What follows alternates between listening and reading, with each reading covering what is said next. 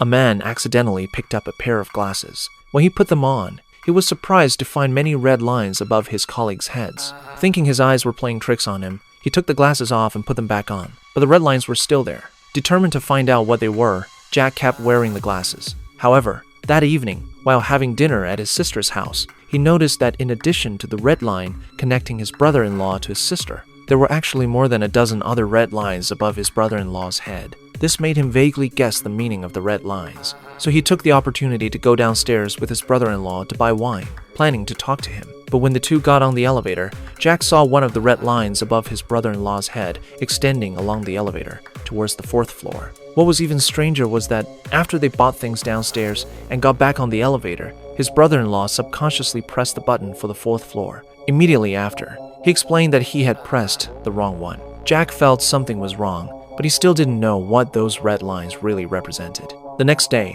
when Jack returned home with his sister, they found a package at the door. Strangely, the delivery address on it was 401. Recalling that his brother-in-law's red line had led to the 4th floor the night before, Jack took the package and went to the 4th floor. Just as he was about to ring the doorbell to see who lived there, the elevator behind him chimed. Jack quickly hid and watched a young woman come out, pick up the package on the floor, and walk into room 401. At that moment, Jack finally understood what the red lines meant. Each red line stood for a sexual relationship the person had with someone else. During dinner with his sister that night, he couldn't help asking where his brother-in-law was, but his sister said that her brother-in-law hadn't come home for a long time. Eager to avenge his sister, Jack secretly followed his brother-in-law the next day and saw him with a woman from room 401. So Jack deliberately called his brother-in-law. When the man walked to a remote corner to answer the call, Jack quietly noted down their room number. Then he pretended to be a hotel staff member, tricked his brother-in-law